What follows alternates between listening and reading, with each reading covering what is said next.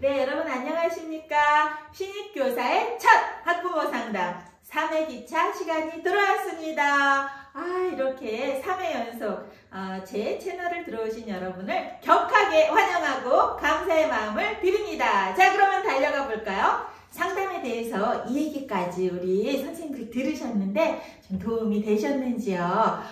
조만간 4월에 여러분이 잘 활용해 보시기 바라고요. 먼저 상담이 1학기 상담, 2학기 상담 있잖아요. 서로 조금 다르다라는 말씀을 드리고 싶습니다. 상반기 상담에는요, 우리 선생님들이 애들에 대해서 잘 몰라. 그러니까 어떻게 해야 돼요?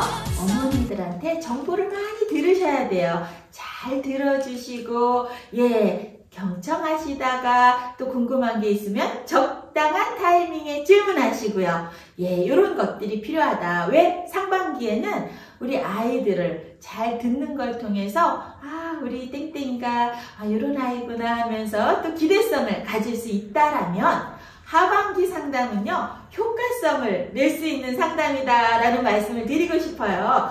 우리 선생님이 아이들과 함께 거의 10개월 정도 이렇게 지내면서 기록한 자료를 근거로 해서 2학기쯤 되면은 우리 선생님이 어머니들보다 더 많이 알고 있는 땡땡이에 대한 이야기들이 있거든요. 그것을 우리가 데이터, 객관적인 관찰 일지나 생활기록부를 통해서 상반기에 비해서 얼만큼 성장하고 또 어린이집, 유치원에 와서 교육으로 어떤 효과성을 받는지를 어머니들한테 알려드리는 시간이다 라고 생각하셔야지 돼요. 성장한 자료를 보여줘라 라는 말씀을 드립니다. 그래서 1학기와 2학기의 상담은 조금 다르다라는 말씀을 드리고요. 그러면 오늘 3회 기차는요, 송금자 강사가 뭘 준비했을까요? 마지막 마무리를 하면서 두 가지를 갖고 왔어요. 하나는 뭐냐면 말하자면 이번 3회 기차에서는요, 추가적인 상담의 팁 드리려고 준비했는데 상담의 스킬에 대해서 우리가 배웠지만요, 그 스킬 외에 사실은 부모님들의 성격적 특성에 따라서도 그걸 좀 맞춰주면서 상담을 하면요, 훨씬 더 상담의 몰입도도 좋아질 수 있거든요. 그래서 애니어그램 성격 분석을 통해서 중심 에너지별로 어떻게 우리 어머니들하고 상담하면 좋을지 그 부분을 제가 같이 이야기해 드리도록 하겠습니다. 그리고 나머지 시간에는요, 학부모님들 질문, 우리 신입선생님들 긴장하지 마시고 주로 많이 나오는 질문들 3-4가지 정도 뽑아서요, 여러분들하고 같이 한번 살펴보도록 하겠습니다. 자, 그러면 사람마다 성격이 다 같다, 다르다. 그 다른 성격 유형별로 우리가 다 맞출 수는 없어요. 그리고 우리가 성격 검사하면은 요새 TV에서 MBTI 참 많이 나오죠. 그리고 애니어그램으로도 성격 검사 많이 하는데요. 또 디스크도 있어요. 근데 오늘은 제가 애니어그램 성격 분석 도구를 가지고 설명을 해드리려고 해요. 왜? 송금자 강사가 애니어그램 전문가거든요. 어쨌든 오늘은 이렇게 맛만 보시면서 상담에 어떻게 활용하면 좋을지까지 보신다라고 생각하시면 될 것 같은데요. 애니어그램은 성격을 9가지로 나누어요. 그냥 오늘 그냥 들어보세요. 그렇게 나누는구나. 나는 어디에 속할까? 이 정도만 보시고 그것을 3가지로 나누는 중심 에너지를 가지고 상담에 도움이 되도록 해보겠습니다. 첫 번째, 1번 올바른 사람인데요. 올바른 사람은 규칙과 원칙, 약속을 중요하게 생각하는 사람이고요. 올바르게 살려고 또 도덕적인 가치관이 높은 사람입니다. 2번 베푸는 사람은요, 이타성이 굉장히 강해서 다른 사람에게 정말 친절하고 다른 사람의 욕구를 들어주기 위해서 희생할 수 아는 그런 사람이에요. 그런데 또 좀 자기애가 부족해서 자기의 욕구를 위해서는 시간도 잘 못 쓰는 이타적인 사람이다. 3번 유능한 사람인데요. 이 유능한 사람은 목표 중심, 내가 하고자 하는 것을 끝내 이루어내는 능력 중심의 사람입니다. 그래서 인기도 좋고 자기가 결심한 건 해내봐야 말죠. 4번 특별한 사람은요, 정말 감수성이 굉장히 예민하고 가장 예술가적인 스타일이다. 자기애가 강하고 정말 꿈꾸는 그런 사람입니다. 그래서 우리 아이들도요. 선생님 낙엽이 떨어졌어요. 봤어요. 하는 아이들은 4번일 경우가 많습니다. 5번 현명한 사람은요. 유형 중에서 가장 똑똑하고 자기네들도 자기네가 똑똑한 줄 알아요. 아이들은요. 5번 아이들 같은 경우는 이렇게 말하는 아이들 있죠. 공부가 제일 쉬웠어요. 아니 공부가 제일 쉬웠다고 말할 수 있는 그런 아이들.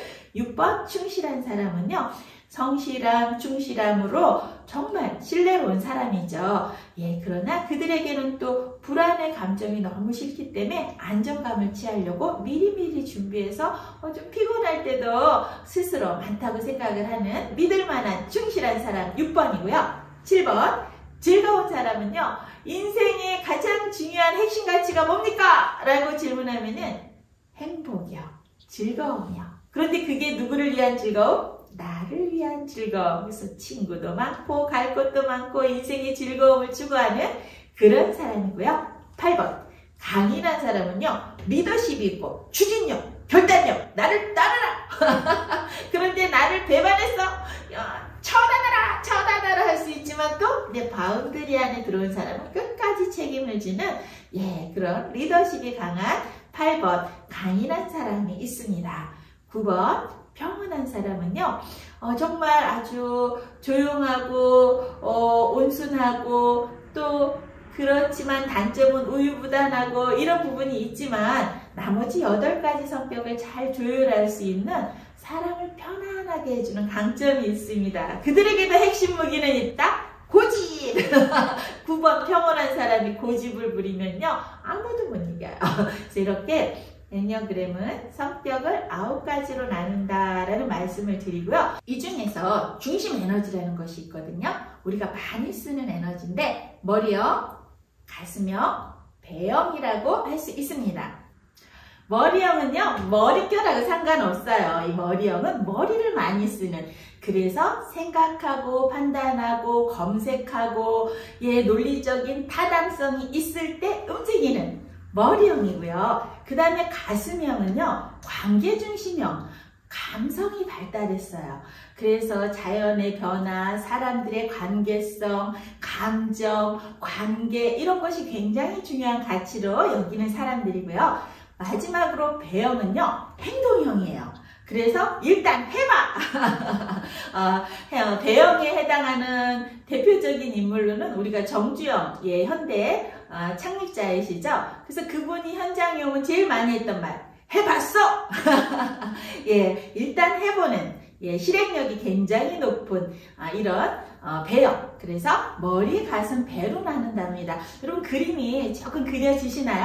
하나 더 설명을 해드리자면 우리 이제 머리형, 가슴형, 배형 어머니들하고 상담을 할 때요. 머리형 어머니들은 그냥 두리뭉실하게 말하거나 막 그냥 이유 없이 칭찬을 과하게 한다거나 그러면 띡! 신뢰하지 못해요. 어떨 때 좋아하냐면요. 이 머리형은 타당한 근거, 정보, 데이터, 자료를 주면서 이야기할 때 아하 하고 믿을만하구나. 우리 선생님은 신뢰롭구나 라고 생각할 수 있어요. 그렇기 때문에 꼭 여러분들이 챙겨야지 되는 자료들, 관찰일지, 생활기록부, 개인적으로 또 우리 땡땡이 메모한 것들 가지고 비교하면서 분석하면서 말씀을 드리면요. 어머니들이 그렇구나 하고 되게 좋아하시고요. 특히 이야기를 나눌 때도 체계적으로 서론, 본론, 결론 이런 구조화된 틀 안에서 이야기를 하면은 더 상담이 원활하게 진행이 됩니다. 그럼 가슴형 어머니들은요. 이렇게 막 서론, 본론, 결론 막 이렇게 이야기하면 선생님이 우리 땡땡이를 별로 좋아하지 않나? 왜 칭찬 안 하시지? 막 이렇게 생각할 수 있거든요.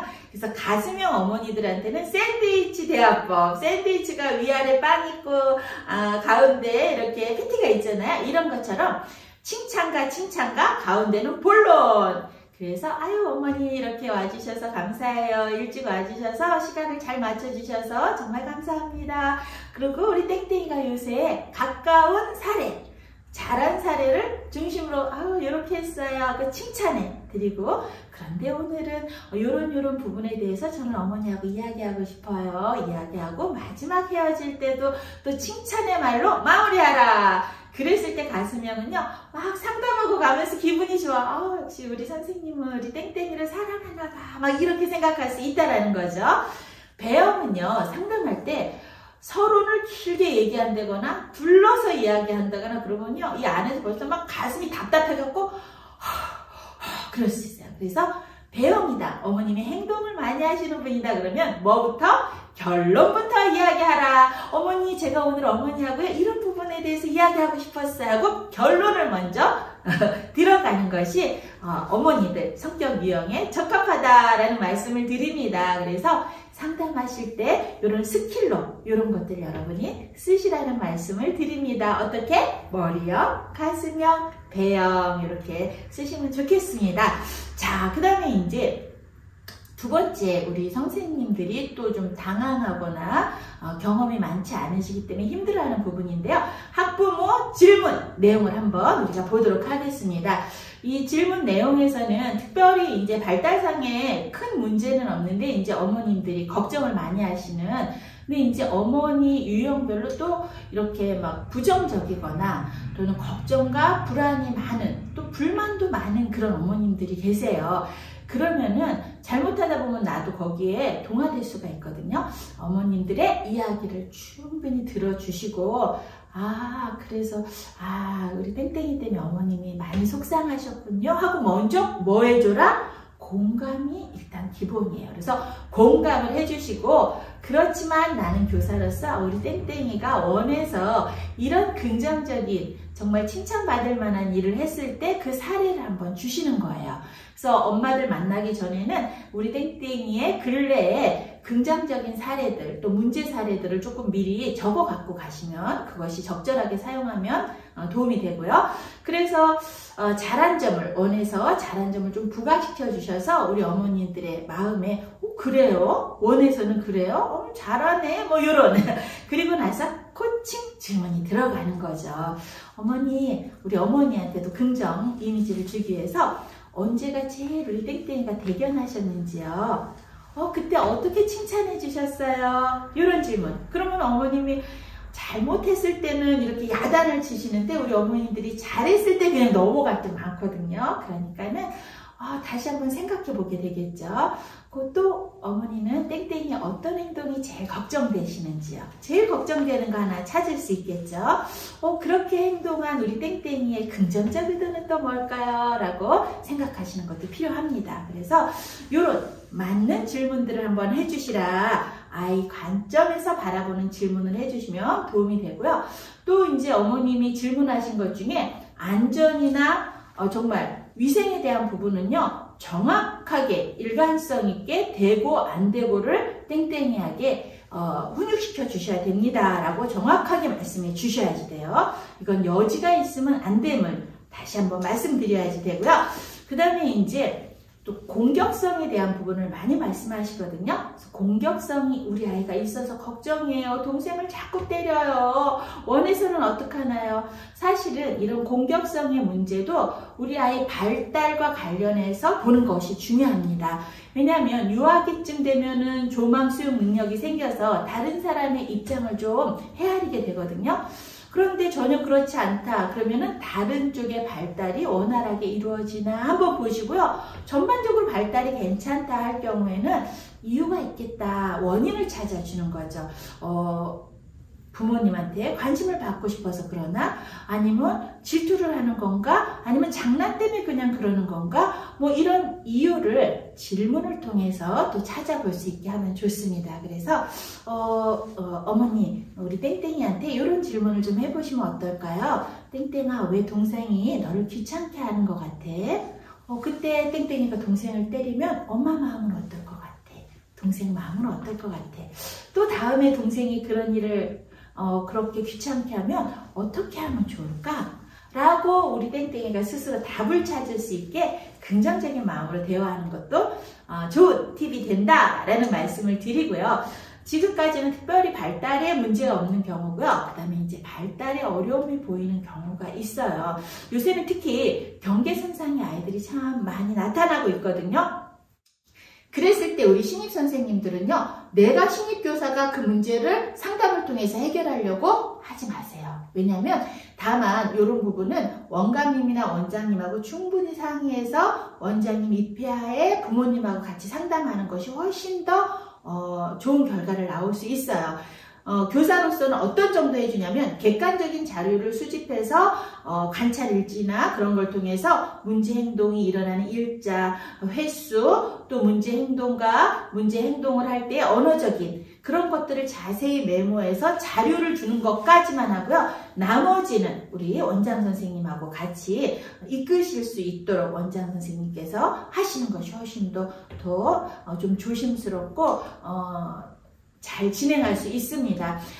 영아기는요, 인간 발달의 결정적인 시기잖아요. 그래서 이때 발달상의 결손은요, 발달 전체에 영향을 줄 수 있기 때문에 조기에 찾아내는 거, 예방하고 치료하는 게 참 중요하거든요. 그래서 우리 선생님들의 관찰이 더 중요한 이유입니다. 그런 걸 통해서 우리 아이들이 빨리 또 발견이 되면은 더 빨리 치료를 받을 수 있겠죠. 그래서 일반 아동과 또 이런 발달상의 문제가 있는 아이들에 대한 상담에 대해서도 마지막으로 팁을 드렸습니다. 우리가 3회기에 걸쳐서 이렇게 상담에 대해서 함께 했는데요. 마지막으로 이 말씀 드리고 송문자 강사 마무리하도록 하겠습니다. 네, 아이들은 저마다 다른 계절의 꽃을 피운다. 가을꽃의 아름다움이 이른 봄꽃에 미치지 못하는 일은 없다라는 이야기가 있는데요. 우리 아이들 하나하나마다 다 다르고 또 인생의 다 때가 다른 것 같습니다. 우리 선생님들이 긍정의 눈으로, 긍정의 언어로 봐주실 때 우리 선생님들이 아이에게 귀한 선물 같은 교사가 되리라 믿습니다. 그런 여러분 되시리라 믿습니다. 정말 수고 많으셨습니다. 감사합니다, 선생님.